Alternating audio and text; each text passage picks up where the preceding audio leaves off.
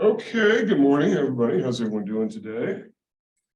Small group here. It seems like it's colder in February now than it is in January. Huh? So it's usually it's the other way around. So kind of a chilly morning. So thanks to you guys who made it. So what we're going to do is we're going to go ahead and get started and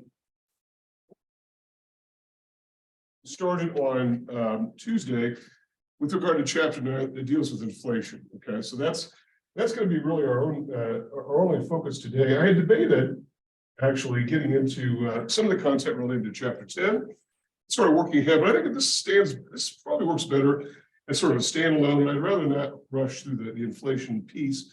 And really we're really right on track with where we should be in terms of the schedule, which is kind of good because we don't always, not always fortunate, particularly in semesters where we have a number of holidays. Now I know we were not affected by the holiday in this Tuesday, Thursday class, but we are pretty much where we need to be, so that's a good thing. So we're going to talk about inflation, and we're going to get into some of the manifestations of inflation and what it all means and why it's important and all that. So we're going to get to that.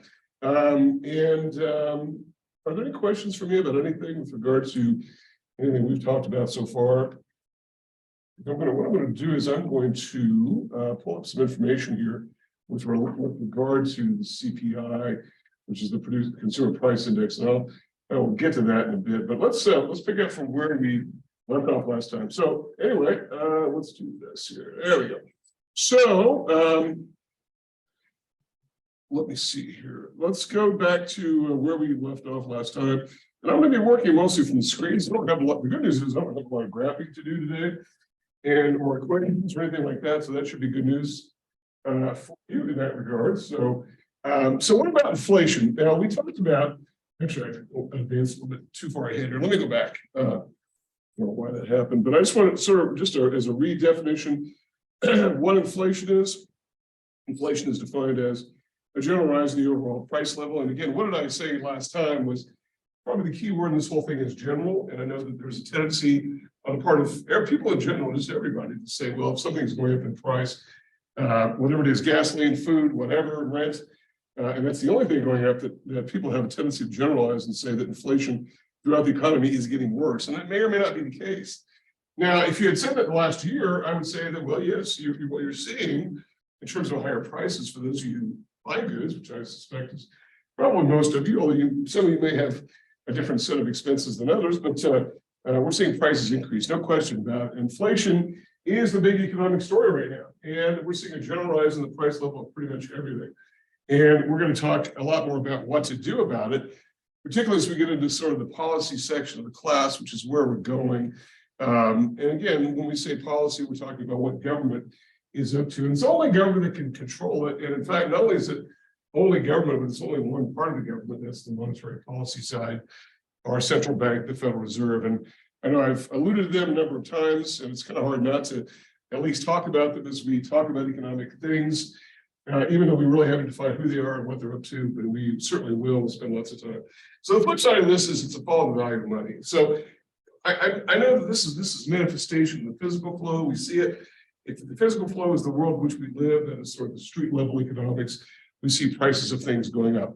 By the way, including wages. But here's the problem, and we're going to, when I get to the slide here in a bit, talking about the problems with inflation, the big complaint against inflation is not so much that prices are going up, it's that wages are not going up as quickly or as much, oftentimes, as prices themselves. And that's a serious problem.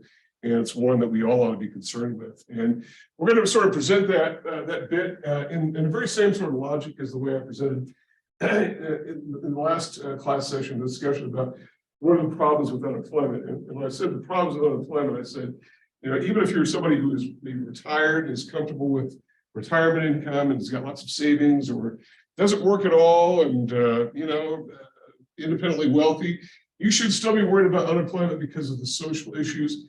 Well, you should probably be even more worried about inflation because nobody can avoid inflationary price pressures. Even if you're an investor, I mean, the value of investments tends to fall with inflation because everything gets diluted with inflation. So that's what we're moving to. So let's talk about, once again, where we left off was talking about the price indexes. Now, when we talk about that, we have a number of different indexes across the economy, including in macro, but also in micro for anybody who has taken or will take micro. An economist could construct a price index for anything whatsoever. It could be a corn index, a cotton index. It could be whatever good you want to talk about. And all you're doing is you're simply tracking it over time. What we call longitudinal data. It's tracked over time. And so you can compare the prices of goods in 1 year to the next year, to the next year, to the next year. It's back in time. In macro, we tend to have these three main ones that we look at. The one I talked about last time was the consumer price index, which is a market basket of goods at the retail level. And these are goods that most of us buy.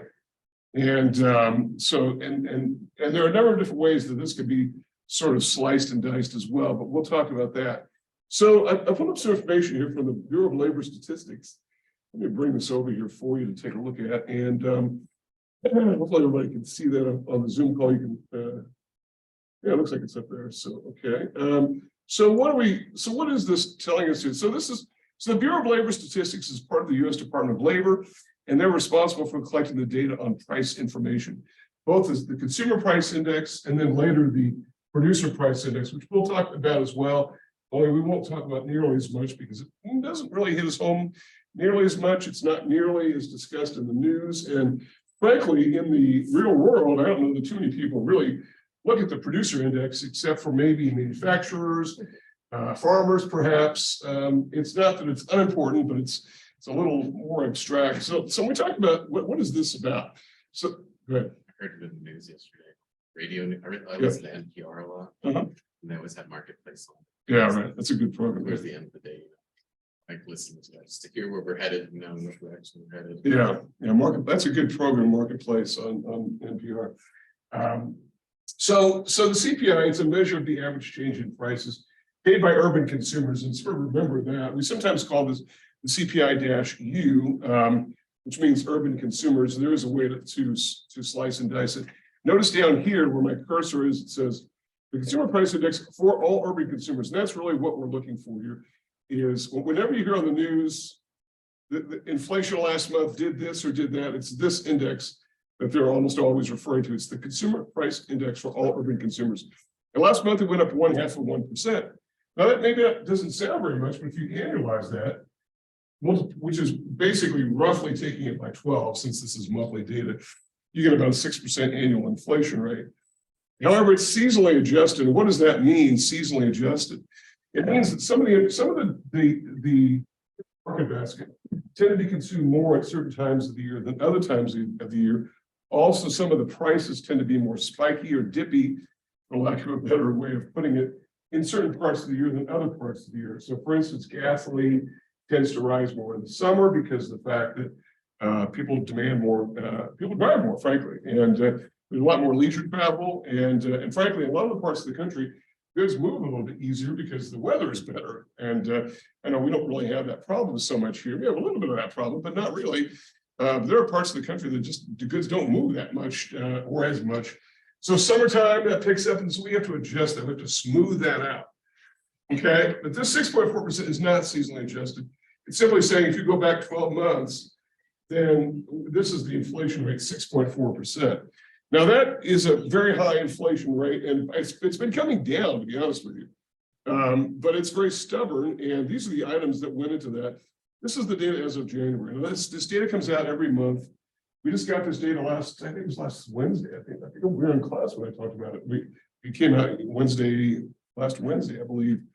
But it was it was 6.4% upward. These are the major categories. In food and energy, we're going to talk about as a special case. Notice these are annualized figures, 10% increase in food, almost the same for energy. And we have a lesser figure here for what we call all items, less food and energy, that is not including food and energy, which is a much lower rate of inflation. But even if you took these guys out, food and energy, which are the most volatile, and I'm going to come back to that here in a minute, this is still too high of an inflation rate. This is what we call core inflation. This takes out food and energy. Why do we take out food and energy? It's just a way to view consumer prices and the increases in prices by taking out the most volatile aspects, the most volatile elements. And volatility doesn't mean good or bad. It just means it's much more prone to very large swings in action. anything that's volatile in economics means it moves up, down in a very quick, very large way, much more than other items do. We talked about this in terms of volatility. We talked about that with regard to the elements of spending in the economy generally, didn't we? We said that the C plus I plus G in that calculation, that I, investment spending by businesses, was far and away the most volatile. It was up, it was down, spikes and dips that you didn't see in things like consumption. Well, the same goes here. Food and energy are very spiky. And sometimes the reason these are taken out is because it gives a better picture of what's going on in the economy. Now, there is some criticism of that, and there are criticisms generally with how we calculate the CPI numbers. But welcome to the world of economics. There's criticism of pretty much everything and everyone, so that's just part of the territory. But one of the criticisms is, well, why would you take out food and energy? Because of any two items here, you have to have food and you have to have energy. So you don't use electricity and don't drive, which there probably are some, but not many. And I don't know anybody who doesn't need food. Then everyone's got to subsist on that. So why would you take it out? And the only reason is not because it's not necessary. This is sometimes kind of a false argument that in other words, it used to be a TV show. It used to be the only real econ show on TV. It was called the Kudlow Report on CNBC. And even Kudlow, who is an economist, would say, well, why do you take out food and energy? Do people not eat? Right? And that's not really the point. The point is that it sort of distorts both up and down the inflation rate when you include those, because it is the most volatile. So that's one issue there with regards to that. So if you look at that, so it was up 0.5% last month. That's too high. By almost anyone's measure. And I say that because what is the goal here? Well, the goal that I can tell you is to get the inflation rate down to 2%. And I'm trying to find a screen here that because the government has been trying now for quite some time to get that. This is the news release that comes out. Oh, it was on Tuesday. It was just 2 days ago. I think it was last week. 2 days ago. Okay, well, I guess time flies. So it comes out. It's usually around the middle of the month. I think so. We'll get another one in March. But this is what's reported, and it talks about what items are in it and what happened. And so we look at consumer prices, and if the goal is 2%, which is set by the Federal Reserve as their goal, then 6.4% on an annualized basis is too high.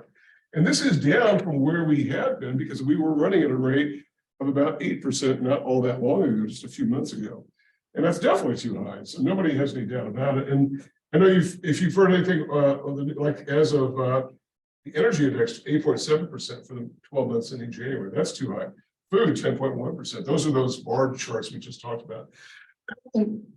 But for years and years and years, the inflation rate was less than 2%, not above, but less. And so inflation was really not something that was that big of a thing. And as a result, we didn't really talk all that much about it as a problem. To me, as an instructor of economics, it was always more like, okay, we're going to talk about inflation. It's kind of a thing. We haven't been bugged by it in a very long time, but it's out there. There's always the potential, but we haven't seen it in some 40 years. But now we've got inflation in a very large way. And so now it's become something to deal with. And keep in mind, the government was trying to get that rate up because it was like pushing the envelope. So this is the data I wanted to show you. This is what I really wanted to get at was these sort of changes here. So all items, this takes into account everything. That's that as of the 12 months into January of last month, 6.4% increase in that. And then you can see the major categories. And so look at energy, obviously. But it's not just gasoline and whatnot, because gasoline is actually here. Gasoline's actually come down.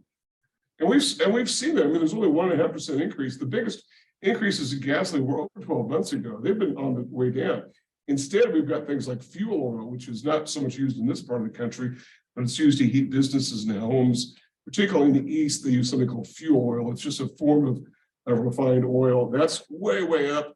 Also, natural gas that's piped in, which we do use, obviously, has gone up. And we've heard a number of news reports here locally about the price of gas going up and up and up and what to do about it, if anything. And unfortunately, this tends not to be as well regulated as is electricity. Electricity itself is going up. And so that's an issue as well. So energy is a major issue. So, yeah. When they're going to add hydrogen fuel? So like, I don't know. And there's been a lot of talk about hydrogen, and And in fact, I've been hearing a lot about helium as of late. The helium is down the road.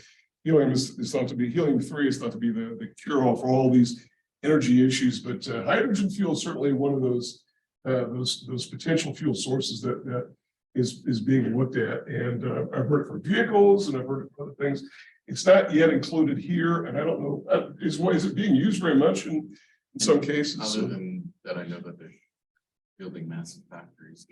Right, and there's an effort to really get hydrogen underway. First of all, hydrogen is the most abundant element in the universe, as far as I know. Not that I'm an astronomer or anything, but it's available, and it's got there's lots and lots of power that you can unlock with that. It's been talked about as a fuel source for vehicles, obviously much cleaner burning and whatnot. I think it just creates the output it creates is water vapor, that sort of thing. So that could potentially be happening. One thing I do know is natural gas has been used for quite a long time now in vehicles, particularly commercial vehicles like buses. And if you see in Albuquerque, the city buses, you'll say on the back, CNG, a little blue, a little triangle, rectangle, whatever, and it's CNG, which stands for condensed natural gas. It's the fuel source of that. And so some trucks and buses are using that. Right now, it's not really used as a source for cars and light duty trucks, but there's a lot of talk that may be a so-called bridge fuel once we stop using gasoline, which, by the way, I don't see as on the horizon. I mean, we've been hearing of this for a long, long time. And yes, I know there are fully electric vehicles out there. The problem with fully electric vehicles is we don't really have the infrastructure yet to be able to charge these everywhere. I mean, it's changing. It's coming out. We do see them. They're not non-existent, but they're not quite as ubiquitous as gas stations. And the vehicles tend not, I mean, some of the vehicles tend not to be what people thought they were, and certainly the price of some of those are expensive, but it's a whole other issue there. But anyway, so these are the issues. Look at medical care. We've been complaining about medical care forever, and it's only a little bit. These are some commodities with regard to that. There would be things like, some of the medical products that we use. So this is the breakdown of this, and it's on a monthly basis, which gets seasonally adjusted because of the fact that some of these goods are purchased more and sometimes the year than others. And so that's really what I wanted to show you there was what that breakdown looks like. And it's composed of a number of different goods. And we're going to talk about, when we talk about some of the criticisms of the CPI, we're going to talk about the fact that there are lots of goods in that. And that's what a market basket is. When we say that the definition of an index basket, all we're simply saying is it's a collection of goods that we're tracking. And it's as comprehensive as it can be, but we can't get everything in there because it would be impossible to chase down every good at every price everywhere in the economy. And so it's sort of a sampling. That's a sampling of the urban consumer. And so that's, we'll get to that in a second. The PPI is the second index. This is one that tracks the goods at the wholesale level. These are primarily what we call finished goods at the wholesale level. And that is, if I'm a producer of beer cans, for instance, and I bring up the beer can example because I had two uncles who worked at an Alcoa plant, and they made Miller Lite beer cans. I almost said Bud Light. They made Miller Lite beer cans. So the finished good they got was big sheets of aluminum, and they would use that and create cans out of it. So that aluminum was a finished product, but it's not a consumer good. You don't go to Home Depot and buy a skid of aluminum, right? I mean, I can't imagine anyone would do that. Or all the output of farmers would go into that. So we don't count the input of farmers in GDP anyway, and nor do we count in the consumer price index. The output of farmers is included here, just as the output of miners and all of that. These are intermediate goods and timber, lumber companies and whatnot that take timber down and take it out of the forests and whatnot. All those prices, we go into the producer price index. Why this is useful is this is what we call the wholesale level at the producer level.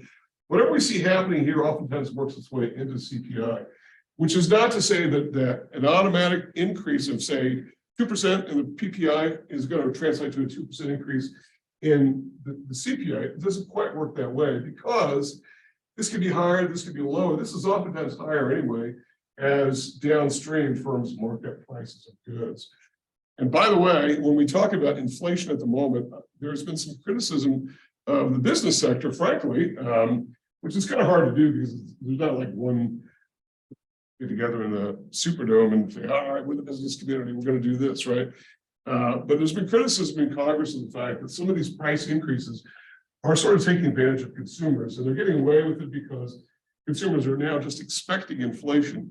This is a problem that needs to be dealt with somehow, the inflationary expectation. And I think how it's going to be dealt with is we're probably going to end up in a recession, probably by the end of the year. I'm a little bit surprised it's taken so long to slow the economy down. Every bit of data that we get just shows the economy just surging along. Lower unemployment last month, higher inflation last month. All this continues to talk about a robust economy. And so the Federal Reserve's got a job to do. It's trying to slow things down even more. And unfortunately, they're sort of letting off on the brakes, on the brake pedal a little bit. Maybe they should be hitting the brakes a little harder, but then they risk, throwing the economy into a recession of a deeper nature. I just think we're going to probably head for that, mostly because we rarely get into a cycle of interest rate increases where we don't have a slowdown. But the increases are always to bring down the inflation rate. That's what they're there for. So we have stable prices. Okay. There's one other one here called the GDP deflator. The official name is the implicit price deflator, which I wouldn't write down, but it's an effort really to do this. It's to take out imported goods, because the key term there is domestic. These are goods that are produced in the economy and does not include import prices. This is maybe more indicative of price and wage pressure and input cost pressure into goods that are made domestically. And because imports are up and down as well, and the prices of imports are also affected by things like currency valuations. If the dollar is going up in price in value against the euro, then goods that we bring in from Europe that are denominated in euros are cheaper. But if it goes the other direction, where the dollar falls against the euro, then goods that we import from Europe in currencies denominated by the euro go up. So there can be distortions in that have really nothing to do with cost pressures like wages and other inputs and materials and energy. So that seeks to take those out. And it's also a more broad collection, tries to capture more than just the few thousand goods that are captured in the CPI. It tries to get a very broad collection going.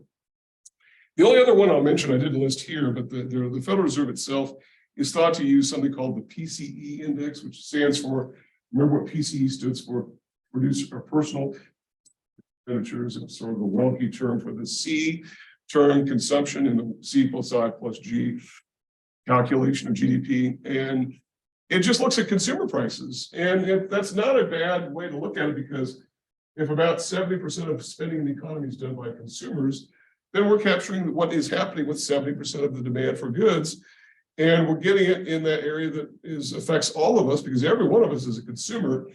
Not every one of us is involved in investment spending, because we're not businesses and it's involved with the government. So you get the idea that all of us are part of that consumption. So they use that as a gauge. I didn't pull that up here just to keep this a bit manageable, but that's one index that's used. But again, there are probably an infinite number of indexes or indices that are used throughout the economy. And these are the ones that we're mostly interested here in order to capture what's going on here. These indexes are usually set at a value of 100 as a starting level, and then they go up from there. And periodically they're recalculated over time, because obviously the numbers get a little bit unwieldy. But whenever you have something like, if you have a value of 104, it means that since the what we call the base year, whatever that base year was, prices have gone up 4%. 4 over 100 is 4%. And if it's 125, it's 25% increase in the prices in whatever that index is. If it's the CPI, the PPI, whatever, that's how it's set. And you can look at that in your text. And you'll see it sometimes you get like fraction times 100. All the 100 is doing is moving the decimal 2 points to the right to make it a percentage and not a decimal. But they're the same thing. If I like everyone to be a little bit comfortable with seeing decimals, because it better matches the input and output of calculators and computers and whatnot. So, okay, so questions about price indexes. Okay, well, what are some of the issues and some criticisms of the CPI? Some of these I have talked a little bit about, and so I'll try to, particularly this issue of the, well, I guess I didn't, the urban market basket. Okay, so what about the urban market basket? Well, here's the thing. Okay, well, it obviously makes sense if 80% of the public lives in what we call an urban area, which is further defined as being what's called a metropolitan statistical area. Maybe you don't live in the city of Albuquerque or the city of Santa Fe or wherever, but you might live near it. So therefore you're captured in that. So your goods are part of that. But here's the thing. If you live in an urban area, your prices are going to be different for the same goods than they are in a rural area or in a small town. There's just no question about it. A hotel room in San Francisco is going to be much more expensive than the same hotel room in Clovis. There's just no comparison. So as a result, it's not to overstate inflation. In fact, that's really the bottom line of a lot of this is it's not to overstate inflation. And when we say that it overstates inflation, obviously those urban consumers have a different set of goods in their market basket also. And here's that. So think about this. There's some things urban consumers pay for on a routine basis that small town and rural consumers do not. Things like parking, right? You wouldn't pay for that in a rural area. Subway fare, you wouldn't pay for. Bus fare, you probably wouldn't pay for. Taxis, if you can even find a taxi anywhere outside of a big city, you probably wouldn't pay for that. So all these are issues. And housing, almost by definition, housing costs are far, far higher generally in urban areas than they are outside of those areas.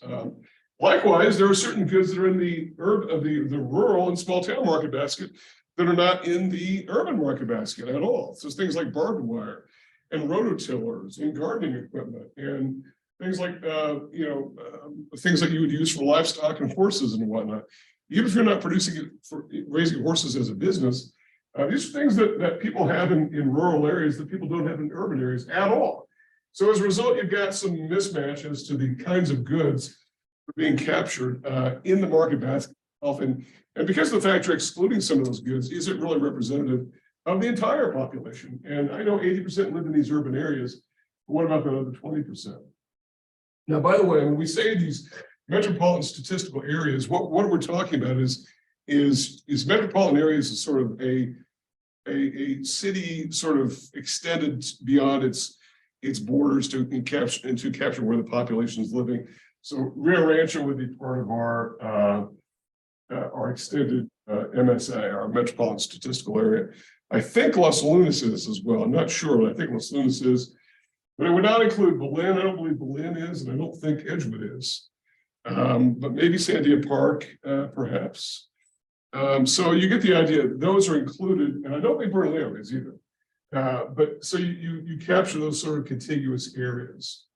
Now there's some metropolitan areas that just go on and on and on and on. If you're talking about the Chicago area, for instance, it's not just Chicago itself, which is actually fairly small geographically, but the gigantic amount of suburbs, just Schaumburg and Arlington, Buffalo Heights, just on and on and on.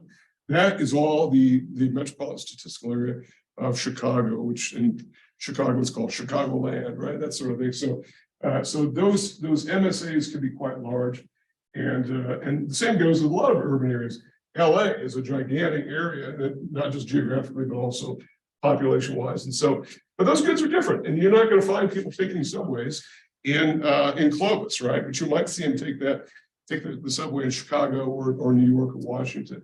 So that's one criticism there, is that it sort of focuses on the urban or metropolitan consumer. Okay, when we circle back to this idea of overstating inflation, why is this a concern anyway? Well, number one, cost of living adjustments are tied to it. Now, so think about this. Now, what is a cost of living adjustment and who gets it? This is the term COLAs. Obviously, these are not what we think of as COLAs, but cost of living adjustments are anybody who gets a benefit that is tied to the inflation rate. So it goes up and sometimes down, but not always down. It's usually up with that cost of living because over time, the economy tends to inflate. That is, prices tend to go up over time. When they go down, it's a little unusual. I'm not saying it never happens, but it's unusual.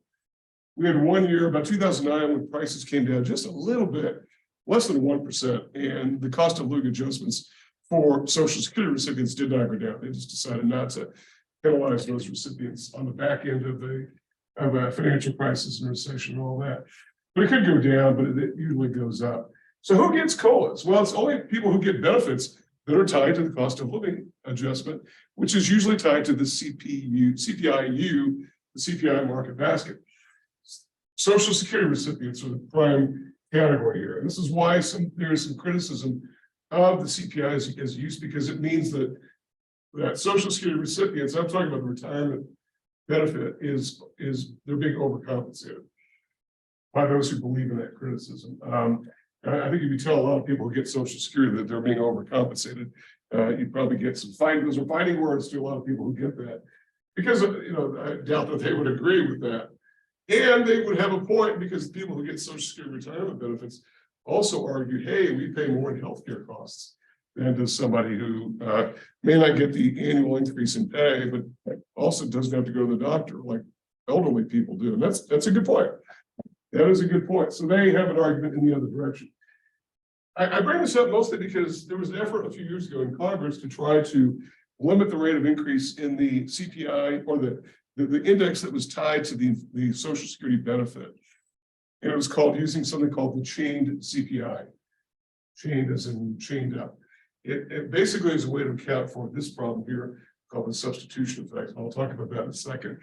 But that it limits the amount of increase, and that didn't really go anywhere. The past Speaker of the House of Representatives, Paul Ryan, brought it up, and it just sort of died on the vine. And I realize that Social Security is more than just retirement benefits.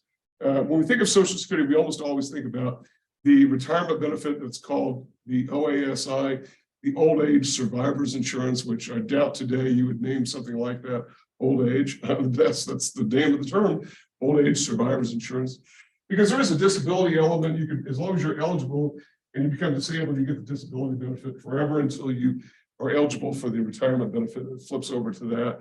So I realize there's more to Social Security than just that retirement benefit that is tied to the CPI. There are disability benefits. There's survivor benefits to children and spouses of deceased adults and whatnot. So we know that those benefits are out there. But nonetheless, this is one of the criticisms, is the fact that it's a drain on the Social Security system. And I know that a lot of people want to talk about Social Security. It's always a big topic. Frankly, when I was in college, around college age, probably around the age of most of the people here, I didn't think much about Social Security. It wasn't my problem. And I was always convinced that it wouldn't be there anyway when I got there. But as my father-in-law was saying, that when he was in college, this is my father-in-law was in college in like the 40s or 50s. He said, well, they said it wouldn't be there when I got to retirement age either. And so it's like, oh, okay, well, people have been saying that forever. It's not going to be there. It's going to go away. It's all that. Really, I don't think it's in that much danger. Yes, they're going to have to do some changing formulas because we're living longer. And already they changed the formula for those of us who were born after 1960 who are about to receive benefits. We have to be 67 until we get the quote unquote full benefit. As opposed to 65, which was the age for years and years. I suspect it's going to go up, and maybe by the time most of the people in this room get to that age, you probably have to be, I would say, probably 69 or 70. It's the way it's looking there. So, but you can always get benefits at an earlier age. It'll be a reduced benefit, but it might be to your benefit to take it. And by the way, when they talk about the budget, it's coming up when we talk about fiscal policy. And I know that a lot of people in politics will try to confuse the issue with voters by talking about Social Security and how it's a big drain on the budget, and it's not, because it has nothing to do with the budget at all. Social Security is not in the budget. It's a separately funded administration. It's separate, and so it doesn't add anything to the deficit at all. So we'll talk more about that. Okay, so what are some of the additional criticisms? Well, the change CPI was brought up because it deals with this problem here. Now, what is this substitution effect, and what is the problem with it that some criticize it for? Well, think about this. We've talked about the substitution effect before, way back in, I don't know, week 1 or 2, where we said, what are substitutes? Goods which can be swapped out for other goods, usually on the basis of price. Usually on the basis of price. And so the issue here is, okay, if the market basket includes sugar, and the price of sugar is just surging because of whatever, maybe hurricanes in Brazil, that where a lot of the sugar comes from. And so supply is limited, price goes shooting up. And so as a result, sugar is really, really costly. Well, if you consume sugar, you might say, well, I don't want to buy sugar. I'll do what?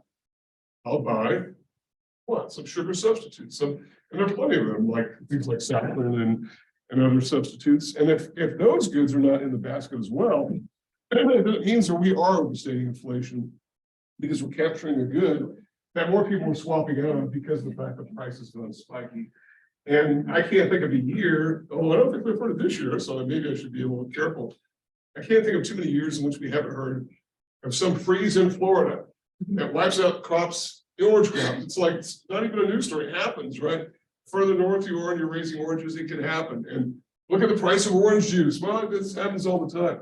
Well, you don't have to buy orange juice, just don't buy it, right? I mean, it's not like it's a life-saving drug, right?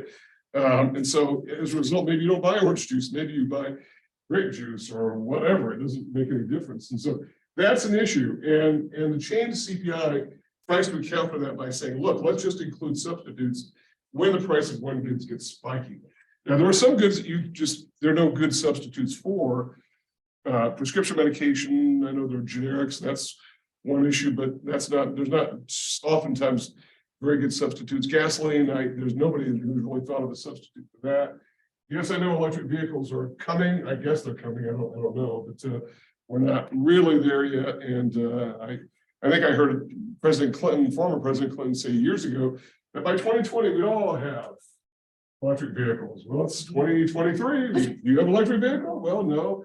I thought at the time he was being overly optimistic. So electric cars are coming. We're just maybe, I don't know. Maybe they're coming. Maybe they're not. I don't know. They're on their way. I get all that. I mean, this has been overstated for so long. So that's one issue. This is why the CPI was recommended for that. It also doesn't account for the discount retail effect. Okay, what is this? Well, this is what you probably think it is. And that's the idea that we have gone from an economy in which you've had lots of smaller retailers with pretty substantial markups and variable markups all over the places on goods to bigger and bigger big box stores, to the point where the big box stores are squeezing out other big box stores. Sears no longer exists. Kmart is gone. JCPenney is gone. Being shoved out by who? Walmart and Costco and Amazon. Bigger and bigger and bigger and bigger. But the effect is the prices have been able to come down for the most part. And yes, I know not every good at Walmart is cheaper than it might be at some other place. I kind of pay attention to these things, but nonetheless, I think most people would agree that shopping at Walmart is cheaper than shopping at some other places, particularly for things like groceries and whatnot. The effect has been it's a broader, longer term structural issue, and that is the fact that prices have been pushed down or kept down because of the fact that people are able to now go to these big box places and get these lower prices. And Costco has a particular formula in which they are deliberately trying to keep prices as low as they can. Never mind the fact you've got to walk out with 2 big shopping carts full of stuff because you can't just buy 1 tube of toothpaste. You've got to buy 6 or 8. But I mean, so if you can get over that issue, that's part of the deal. But that's an issue. The internet is also a big impactor here, particularly on things like because you used to have to go and show up to get apparel, for instance. It was unheard of. You would go to buy a sweater without trying it on, or even a pair of shoes. And people do that all the time. And my wife does that, buys clothes on the internet. And I go, how do you try it on? She goes, well, you don't try it on. You just know what your size is and you wear it. And maybe it's off a little bit, but it's not going to be all that much, And or shoes. She buys all of her shoes online. I don't think she's been to a shoe store in years. But why do that? Because the prices are more. And you can shop around if you don't like the price here, you just click around. So this has really empowered consumers and it's forced prices down, which is one reason why the inflation rate was so low for so long, among these various effects of keeping it down. So the discount retail effect says what, when it comes to the criticism, is that not all people shop at these discount retailers because there are people who don't have access to those. And in particular, one of the problems here is it has to do, it's a real social equity issue, is that if you live in an urban area and in a very impoverished urban area where you don't have access to transportation, how do you get out to a Costco? How do you get out to a Sam's Club? How do you get out to a Walmart if you don't have the transportation to get there? It's not reliable. And instead, what you might do is, what I see people do all the time, is going to a Circle K and paying a gigantic markup on things like bread and milk and whatnot. And so as a result, and that's a real social equity issue. If you don't have transportation, you're going to have to go to these low places and pay the much higher markup. And that's just part of the issue there. So, okay, so that's one of the criticisms, is that it does not account for the fact that some people can't get around that particular issue. Also, it doesn't account for the introduction of new goods. They're doing better on this. Part of the problem with the market basket is it's fixed in place for a period of time. It is a big deal to put new goods in because you have to take goods out, put new goods in. You have to account for the prices of those goods and begin tracking those goods. And the new goods are being introduced all the time, particularly in the tech area. When the iPod first came out, it wasn't included in the market basket. Neither were cell phones, which today we sort of categorize as either smartphones or iPhones, but they weren't in there initially.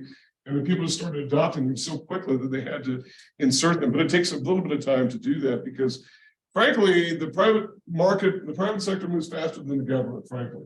Almost always. And so as a result, these goods are coming along, they're being introduced much faster than people can sort of account for. And even something like YouTube, which we don't think about YouTube as carrying a price, but there are ways to monetize YouTube. And so, how do you account for the price, the quote unquote price that we pay for it because we have to watch endless amounts of advertising on YouTube and whatnot. And I probably subject you guys to it too, because I just post it on YouTube because it's free. Probably have to listen to ads for movies and whatnot. And that's not me. That's the system. Okay. And finally, only a finite number of goods. We've sort of covered this. This is sort of the idea that there's only so many goods that are in there. The one attempt to deal with that was the implicit price deflator, or that GDP deflator, that sort of tried to pick up more goods. That was some of the effort to try to deal with that particular problem there. Okay. So I think that is, I'm trying to think if there's anything I'm really sort of missing here as to what some of the issues are. I guess the food and energy part is the one that I talked a bit about before. And that's really sort of the idea that sometimes this is sort of broken into the core versus non-core. The core inflation does not include food and energy, but the non-core does. Okay. All right. So what are some of the problems with inflation? Let's talk about what some of the issues are here. And this is attempting to answer in a very similar sort of logical manner that we dealt with unemployment. Why should I care, right? Particularly if I get a raise, maybe I'm on Social Security, right? Or I'm somebody who's, and by the way, about the only people who get benefits that are tied to COLAs are Social Security recipients, government retirees, maybe veterans. I think maybe their benefits are railroad retirement recipients, which is basically the Social Security for that particular class of workers, which for whatever reason was created separately, probably because the railroad industry was bankrupt at one time in this country. But anyway, the issue is that talking about what some of the problems with inflation are, is that it creates inflationary expectations. And that is the quote unquote self-fulfilling prophecy. That is, if we expect higher prices, we're going to accept higher prices as consumers. So let's say I go to Walmart and I buy Powerade. It was 89 cents, now it's $1.29. If I say, hey, you know what, $1.29, forget it. I'm not going to buy this. But I don't. Instead, I accept it, and I blame Joe Biden. I blame whoever, or whatever, right? And by the way, blaming Joe Biden is not going to be particularly helpful, since he really has nothing to do with inflation, either causing it or getting out of it. So, all presidents are really held more culpable than what they ever are. On the flip side of that, they tend to take credit for things that they don't have much to do with. So inflationary expectations are difficult because people start building in to their forecasting, to their planning, the idea that prices are going to go up. This is particularly true of businesses, which will try to get ahead of expected price increases by raising prices down. I think part of the inflation that we're seeing now is simply the fact that businesses, which felt very much constrained for the 2 years or so that the pandemic went on, decided that once the economy reopened, that was the green light to raise prices. And I think that's one of the criticisms of businesses in general by members of Congress, particularly the Democratic Party, is that businesses are getting the green light and they're sort of changing people's expectations. Wage expectations and wage demands, higher prices. I was talking to somebody the other day who said that he's having trouble hiring people because the starting wage is $15 per hour, but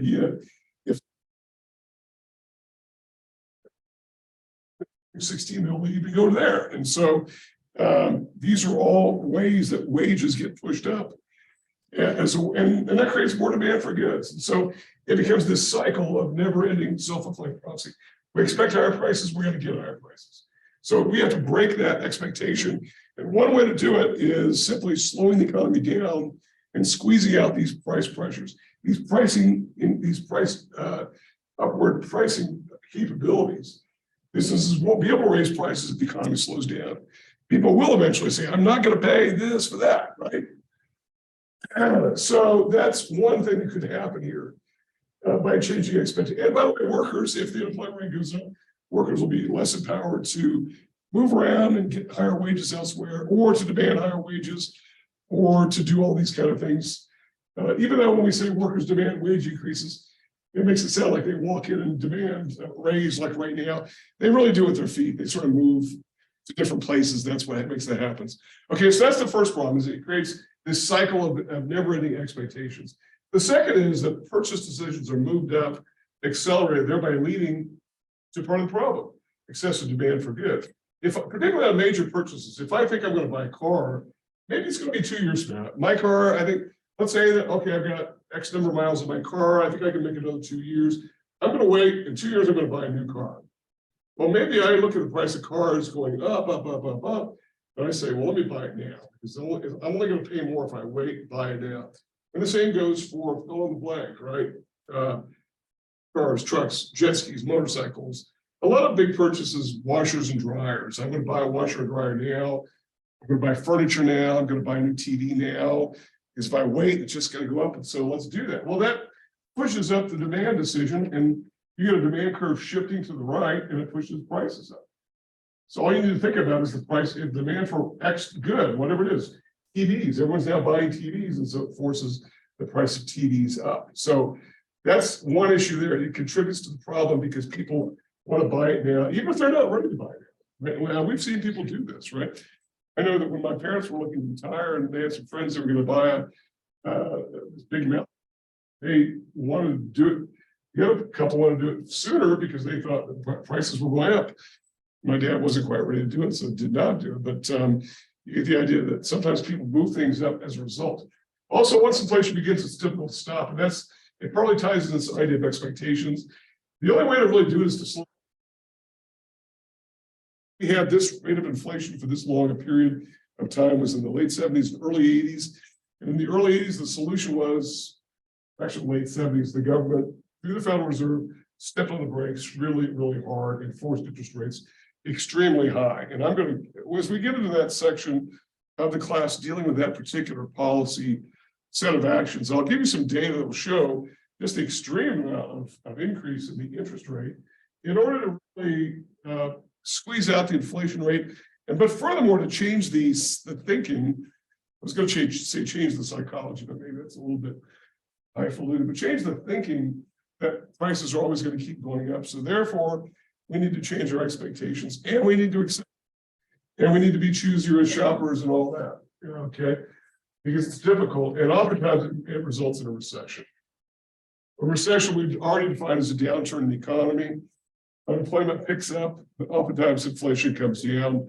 So this is the bargain that is made oftentimes, particularly in the short run. And I've said it before, and I'll keep on saying it, that there's a trade-off between inflation and unemployment. And it's the central problem that that economic policymakers must deal with in the macro realm. It's the whack-a-mole game. Inflation's high, beat down inflation, but then unemployment picks up. The unemployment's too high, beat down unemployment, and inflation pops up. So you got to arrive at some sort of balancing act. We'll talk more about that. Incomes up and don't keep up with rising prices. And here's the kicker. Even when they do, it's almost always after the fact. This is the problem.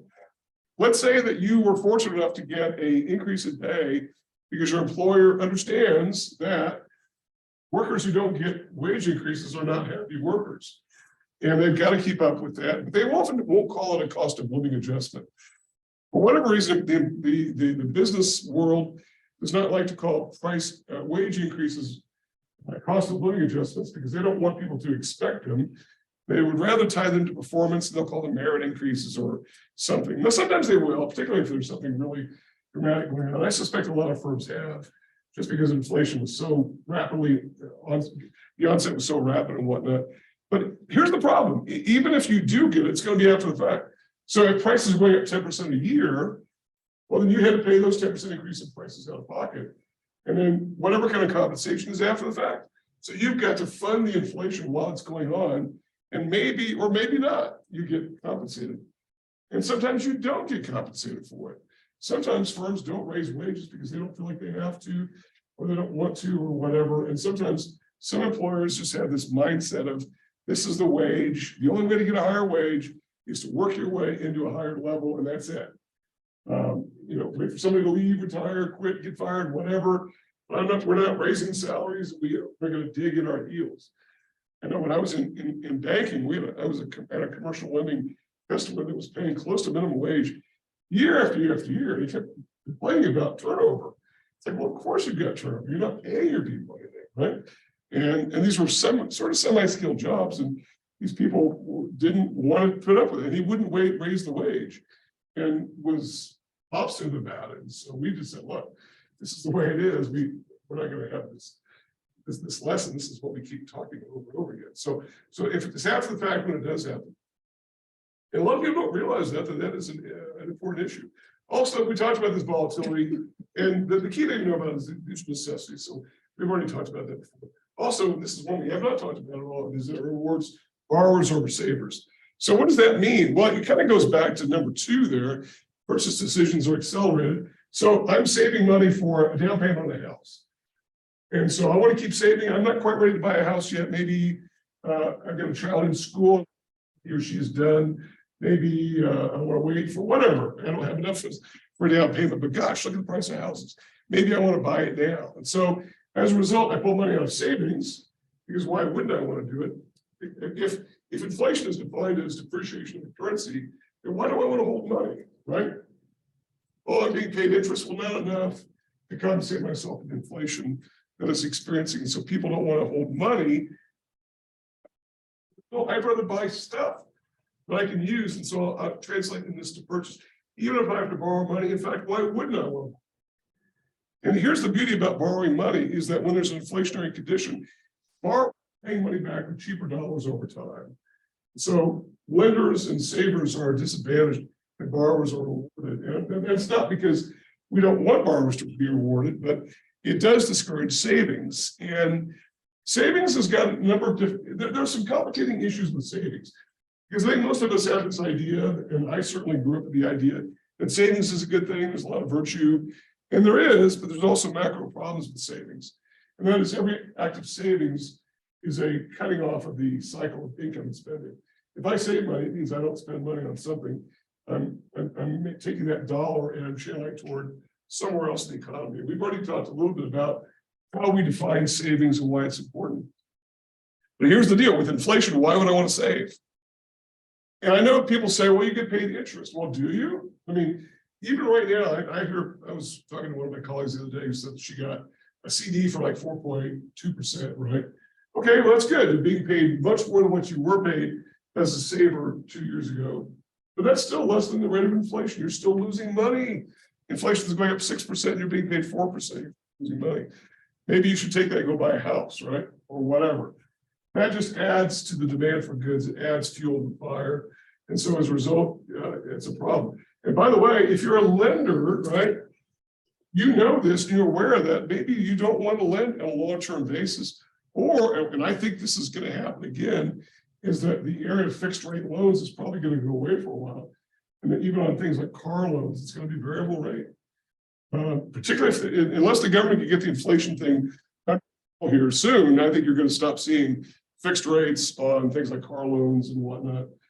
We've been sort of spoiled over the last 20 years with fixed rates on auto loans, fixed rates on a lot of products, mortgages and whatnot. I think some of that's going to probably go away. I know when I entered banking, it was an inflationary period, and we didn't do hardly any fixed rate loans. It was all variable because the inflation rate was so high. And we didn't want to be losers as the channelers of savings. We didn't want borrowers to win at our expense. So the way to compensate that was to raise the interest rate when rates went up. And rates go up when prices go up, because interest rate is the price of money. And we'll talk about the fact that we need a government that is proactive on that regard. So rewarding borrowers over savers. And also, where have we seen this before? I mentioned on the unemployment piece that this is a theme that comes up again and again and again. It's the idea that lower income households are much more affected than higher income households. Why? Because a much more higher percentage of their income is channeled toward consumer goods, particularly to those goods which are most volatile, like food and energy. The food budget for a low income household is far higher as a percentage of income than it is for a higher income household. Even though the food budget for US households has come down to about the lowest level in decades, generations really, it's still a higher percentage of lower income households than it is of higher income households. There's just no doubt about that. And as a result, lower income households are much more affected. And but it's a recurring theme. I sort of prepared the ground for this when I talked about unemployment, that it affects lower income people much more than higher income people. And that is just the reality of economics. It's like it or not, it is the unfortunate reality. Plus, the final point here, and I could probably do a bigger listing, but this is probably a long enough list, I think, I'm sure you agree, is that it waters down the value of all fixed contracts over time. Here's the problem. Inflation is a variable phenomenon. Prices move around, they go up, they go down, up, down, up, down, but mostly up, and anything that's fixed loses value. The idea of fixed is only workable in the very short run, and if there's inflation happening, fixed might go away. So if you're a landlord, you're not going to rent something on too long of a term, a year at the most, and then you're going to renegotiate. Why we see rents go skyrocketing is because landlords usually lock in for about a year. When it's a residential property, about a year, usually at the most, then they renegotiate or reset the price. And maybe you negotiate, maybe you don't, and you pay a higher rent if rents are going up. It's a little bit different for business rentals, where it's usually a longer term. And I suspect that if we have inflation keep going for a while, there'll be some effort to try to deal with that by introducing some variability and some adjustment upward in that. I think that the recognition of what happens with inflation becomes more clear over time. All fixed contracts go over time. And by the way, the entire realm of the bond market, which we haven't even talked about at all in this class yet, but we will. If you're holding a bond, you're basically a lender, you're a saver. Lenders and savers are one and the same thing, really, macroeconomically. Every time you save money, you're actually lending it to somebody. Even if you put it on deposit at a bank, you're lending it to the bank. The bank creates a liability, they owe it back to you. So you're a lender, and you're losing money on inflation's happening because prices are going up, your dollars are losing money. Yes, you're being compensated, but not that much, right? I mean, it's never going to the rate of interest on savings is probably, I'm talking about savings here as savings accounts and CDs, bank deposits, basically. They're almost never going to catch up with inflation. And when they do, you've just gotten lucky because you've locked into something and prices have fallen and you've just gotten lucky. You're not designed to get lucky. That's usually the case. So the fixed contracts are going to go down over time. Who wants to hold a bond when the value is going to go down? A 30-year bond, a 50-year bond, right? I mean, it's going to lose value over time. The only way to really make sense of that is to have some adjustment to the compensation. And one big thing here that we haven't talked at all about ever in this class is life insurance. So what's the reality of life insurance? It's a product that probably not too many people here are interested in, but the millisecond you get married, you're going to learn that there are life insurance agents out there. They're going to track you down. If anybody here is married, they'll find you and they'll come to you, actually, if I'm a good judge of how this works. And because if you're a single person, like before I was married, I could care less about life insurance. I didn't even know, I knew I had some at work. I didn't care how much. I had no children. I had no spouse. It didn't make any difference to me. But as you get married, then you start to think about that. Okay, life insurance, right? One spouse dies, then the other spouse needs to have something to rely upon, particularly if you have children and you have assets like homes and whatnot. Then you want to think about that. But here's the thing.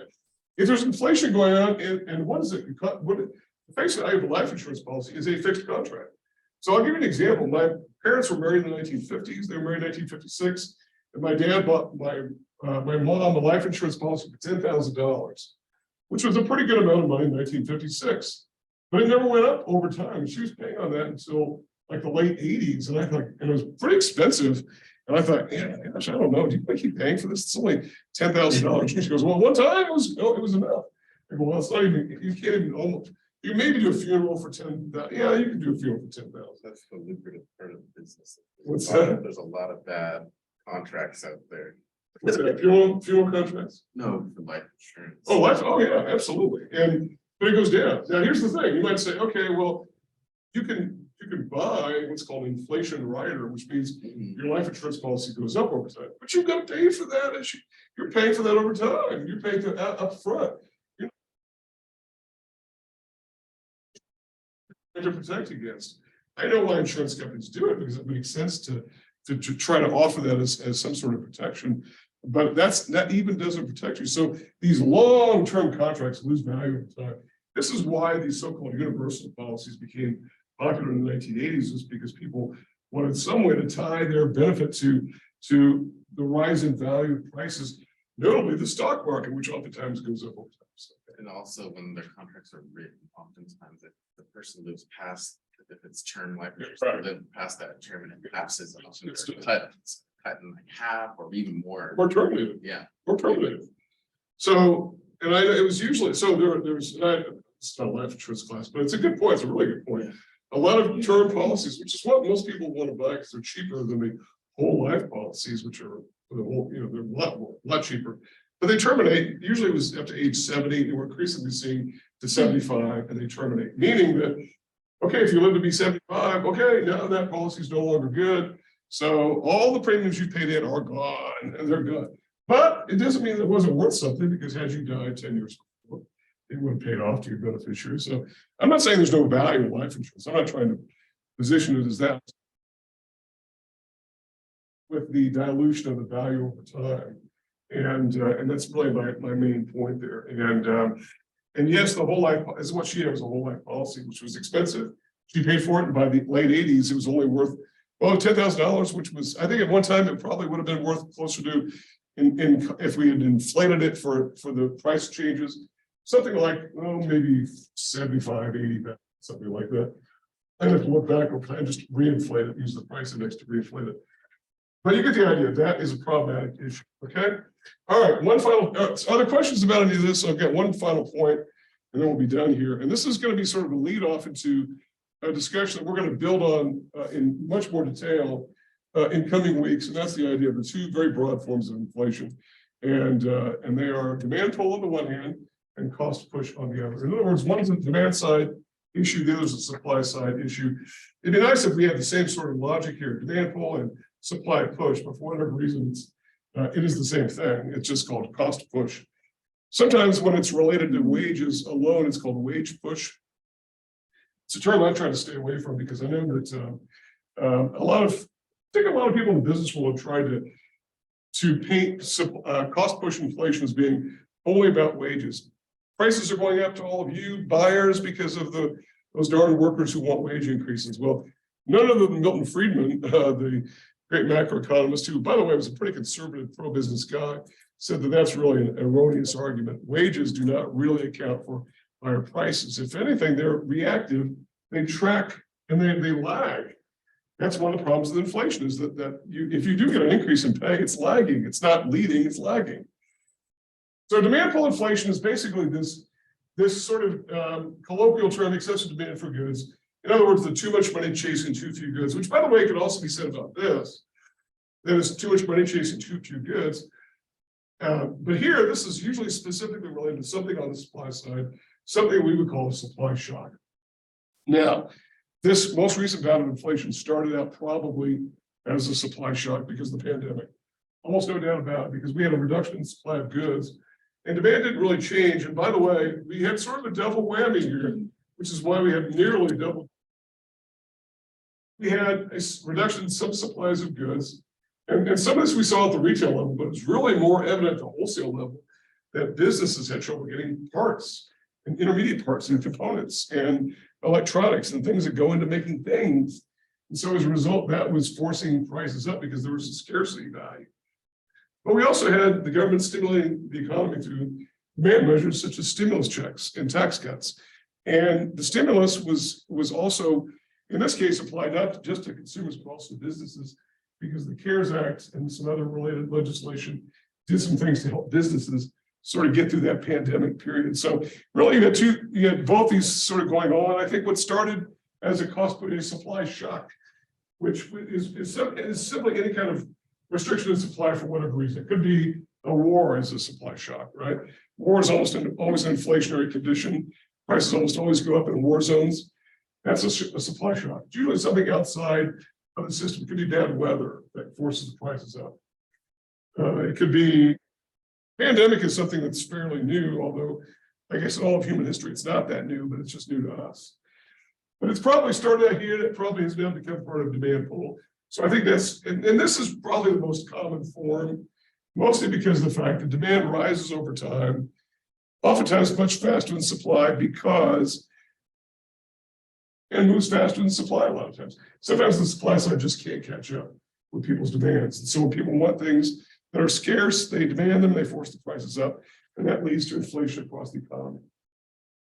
Okay, so questions for me about any of this? Well, that's all I've got for today. So I deliberately decided I wouldn't try to get into chapter 10 today because it's probably better to talk about intact in one piece. So if there are any questions, that is all for today. You might just continue to do the readings. It's just kind of keep up on that.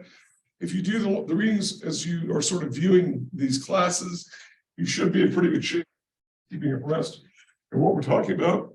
And next week we'll do chapter 10, and then we'll talk more exam. And that's probably going to be the main event for next Wednesday. Next is talking about the exam. Okay.